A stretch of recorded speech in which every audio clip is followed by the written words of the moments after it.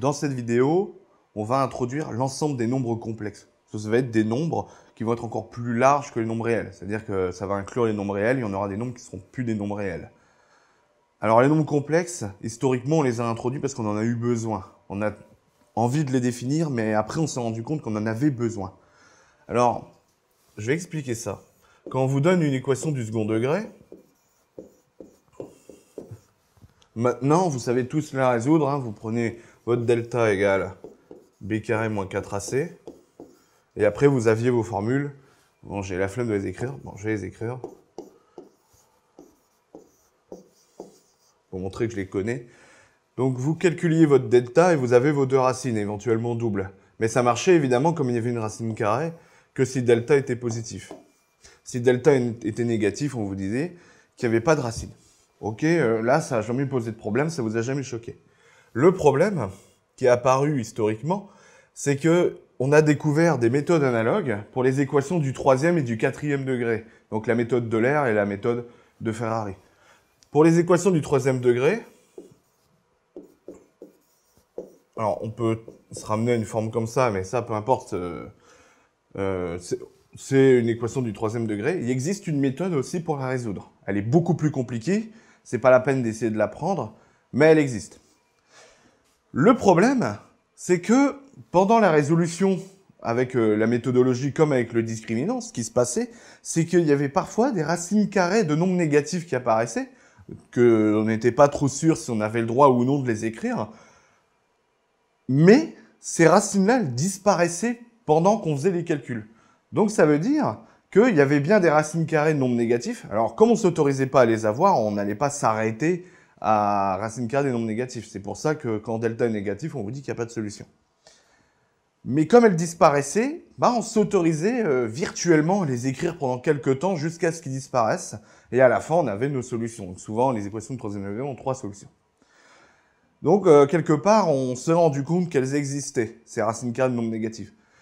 Ensuite, en physique des particules aussi, il y a peut-être aussi des racines carrées négatives qui apparaissent. Alors, on n'est pas avant ça, il y a tout un débat là-dessus. Ça serait avec les tachyons, peu importe. Bon, une formule qui a été montrée, c'est que la masse d'une particule en mouvement, c'est égal à la masse de la particule au repos divisé par racine de 1 moins v sur c au carré. Si une particule dépassait la vitesse de la lumière, donc c c'est la vitesse de la lumière, alors le nombre ici deviendrait négatif. Et on écrirait une racine négative.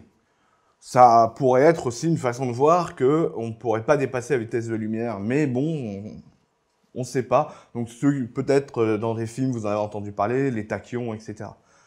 Mais ce n'est pas le débat, on ne va pas faire de la physique. On va parler juste des racines carrées de nombres négatifs. Alors, on a quand même eu besoin de les introduire. Ces racines carrées de nombres négatifs. Alors, on a réfléchi quand même à les créer, et on en a inventé un, qu'on va appeler i, et il va vérifier i au carré égale moins 1. Donc là, c'est une définition de i. Alors, en réalité, il y en a deux qui vont marcher. Il y a i moins i. Si je prends moins i et je l'élève au carré, je vais aussi obtenir moins 1. Donc, comme d'habitude, il y a toujours deux racines carrées à un nombre. Donc, si je résous x carré égale 3, je vais avoir racine de 3 et moins racine de 3. Là, pareil, j'ai avoir i moins i. Je choisis l'un comme étant i, peu importe, je me fixe un i qui va vérifier i carré égale moins 1. Voilà, je le fixe. I, pourquoi i? Parce que c'est la première lettre de imaginaire. Voilà, c'est un nombre qui n'est pas réel, donc il est imaginaire. Alors, on m'a souvent posé la question, mais pourquoi on n'écrirait pas racine de moins 1? C'est quand même plus simple. Racine de moins 1 plutôt que i. C'est visuel, on voit bien que c'est la racine carrée de moins 1. Alors, historiquement, on avait commencé comme ça. Le problème, c'est que très vite, on peut écrire des bêtises. Et le genre de bêtises qu'on peut écrire... Alors, je vais donner un exemple de pourquoi vous devez éviter racine carrée de moins 1. Alors, il y a un débat si oui, on peut, mais peu importe. En tout cas, à votre niveau, il faut absolument éviter d'écrire racine carrée de moins 1. Vraiment retenir le i ici. Parce que je vais vous donner un calcul et vous allez vite comprendre pourquoi racine carrée de moins 1, ça peut poser problème. Alors, je pose 1 égale, et j'espère choquer personne, ça fait racine de 1. Jusque-là, on est d'accord. Mais 1, c'est aussi moins 1 au carré. Donc, c'est racine de moins 1 au carré. Donc, moins 1 au carré, ça fait 1. J'ai juste remplacé 1 par moins 1 au carré. Jusque-là, pas de souci. Racine de moins 1 au carré, c'est racine de moins 1 fois moins 1. Ici. Donc, on a moins 1 fois moins 1. OK. Racine de A fois B, c'est racine de A fois racine de B. En fait, c'est ce truc-là qui est faux, mais de façon générale. Alors, c'est vrai dans les nombres réels, hein, vous inquiétez pas. Mais c'est pour bien montrer pourquoi on ne manipule pas des racines de moins 1. Alors, on écrirait, ça fait racine de moins 1 fois racine de moins 1. Là, j'ai juste fait la propriété algébrique qu'on connaît. Racine de moins 1 fois racine de moins 1, c'est racine de moins 1 au carré. Et par définition de la racine carrée, on obtiendrait moins 1. Donc là, je résume, je viens quand même de dire que 1 égale moins 1. Vous comprendrez qu'on ne peut pas accepter ce genre de calcul. Alors, on évite le racine de moins 1 et on va garder notre i. Alors, on a i carré égale moins 1. Ça veut dire que dans tous vos calculs, à chaque fois que vous aurez un i au carré, vous le remplacez immédiatement par moins 1. Vous embêtez pas avec l'i au carré, ça serait dommage. Surtout quand vous allez faire des multiplications ou des quotients, vous allez en avoir des i au carré qui vont apparaître. Alors maintenant, je vais introduire des nouveaux nombres. On a créé i, je vais introduire des nouveaux nombres qui vont apparaître naturellement quelque part. C'est de faire un nombre réel fois i. Donc b, i. Avec b, un nombre réel. Autrement dit, une fois que j'ai défini i, j'ai envie peut-être de définir 2i. J'ai envie de définir moins i. J'ai aussi envie de définir racine de 2i. Tout ça, ce sont des nombres qu'on va appeler nombres imaginaires purs. Ce sont des imaginaires purs. Donc ce sont des nombres qui ne sont pas réels. Ils sont formés d'un nombre réel fois i. À partir de là, j'ai envie de définir des choses encore plus compliquées. Je vais additionner avec des nombres réels. Comme i, c'est un nombre qui ne se comporte pas comme les autres, ça ne va pas s'additionner proprement, on va avoir des nombres en deux morceaux. Donc on va avoir des nombres de la forme a plus bi. C'est pour ça que j'ai choisi b tout à l'heure. A plus bi. Donc par exemple, on va avoir 2 plus i, 3 moins i, ln de 2, donc c'est un nombre réel, moins racine de 2 fois i. Tout ça, c'est des nombres qui sont avec une partie réelle, une partie imaginaire. Enfin, il y a un morceau réel et un morceau imaginaire. Vous verrez que les mots que j'utilise ne sont pas anodins. Comme ils sont en deux morceaux, on ne peut pas simplifier ces deux morceaux-là. Un petit peu comme quand on a des x. Bon, on les a appelés nombres complexes. Donc, ce sont les nombres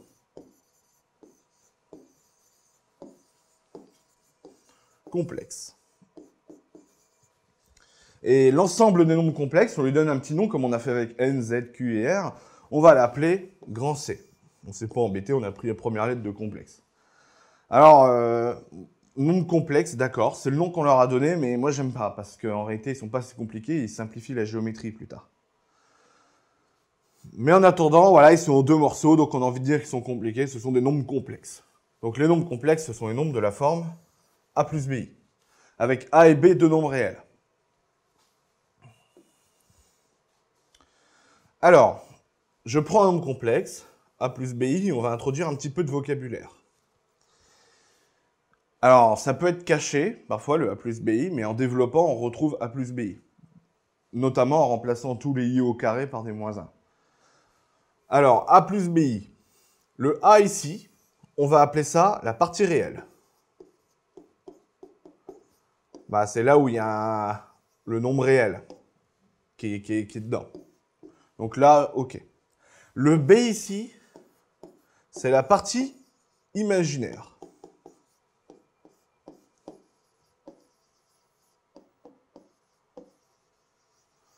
Alors, il faut faire très attention, la partie imaginaire n'est pas un nombre imaginaire. C'est un peu tordu, mais c'est comme ça. La partie imaginaire, c'est le nombre imaginaire qui est derrière sans le i, en fait. Donc, par exemple, si je vous donne 1 moins i, la partie réelle, c'est 1, la partie imaginaire, c'est moins 1. Voilà. Alors, si on a un nombre complexe, alors, on va donner une petite lettre pour les nombres. Donc, si on a les nombres réels, on a tendance à noter x. Si on a les nombres relatifs, on a tendance à noter k. Si on a les nombres entiers, on a tendance à noter n. Bah, pour les nombres complexes, on a aussi notre petite lettre préférée, c'est z. Donc, hop. Donc, c'est comme pour le x pour les nombres réels, sauf qu'on aime bien utiliser z pour les nombres complexes. Donc voilà, j'ai mon z, pas de souci. Alors, la partie réelle, comme on aime bien la désigner, on ne va pas tout le temps écrire le a plus bi. On va la désigner par un R un petit peu arrondi, partie réelle de Z. Et la partie imaginaire, on va la désigner comme ceci. Partie imaginaire. Du coup, par exemple, la partie réelle de 1 moins i, c'est 1. Et la partie imaginaire de 1 moins i, c'est moins 1. On va pouvoir écrire ça proprement, plutôt que de mettre les choses comme ça oralement tout seul. Donc, pour l'instant, ce qui est important, c'est un nombre complexe, c'est de la forme a plus bi. On a tendance à noter z comme on note x pour les nombres réels. La partie réelle de z, c'est-à-dire là où il n'y a pas de i, c'est note réelle de z, comme ceci. Et la partie imaginaire de z, là où il y a le i, mais on ne prend pas le i, c'est note partie imaginaire de z, donc im de z. Alors, première remarque, z égale partie réelle de z plus i fois partie imaginaire de z. Voilà, ça c'est évident, parce que le nombre où il n'y a pas de i, c'est la partie réelle, donc c'est réel de z. Et la partie imaginaire fois i, c'est là où il y a le morceau avec le i, donc c'est imaginaire de z. Donc ça, c'est par définition. Je vais introduire une nouvelle opération. Hop, je vais transformer mon nombre complexe en un autre. Alors c'est une transformation qui n'aurait pas pu exister dans les nombres réels. Alors il y a des mots compliqués, automorphisme de corps involutif, etc., peu importe. Mais on a une opération supplémentaire qui n'existe pas dans les nombres réels, et ça, elle va être extrêmement pratique, notamment pour calculer des quotients ou autres. On lui a donné un petit nom. Le nom n'a rien à voir avec le français, c'est la conjugaison.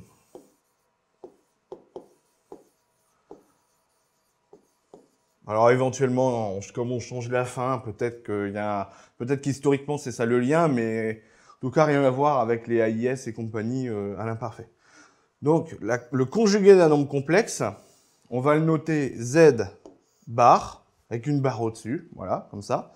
Et il va être défini comme la partie réelle de z moins i fois la partie imaginaire de z.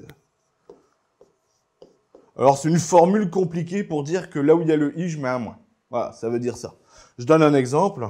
1 moins i bar, c'est 1 plus i. Voilà, donc là, pas de souci, 1 moins i bar, je mets le moins devant. Donc, je vais donner un autre exemple. 3 moins 2i bar, c'est 3 plus 2i. La conjugaison, elle se comporte bien avec les opérations. Alors, je n'ai pas encore défini comment on additionner, multiplier, diviser des nombres complexes, mais le conjugué d'un produit, ça va être le produit des conjugués, etc. Ça va bien se passer. Alors, petit piège. Si z et z' sont deux nombres complexes, si on définit z plus i, z', faites attention que là, ça, c'est pas la partie réelle.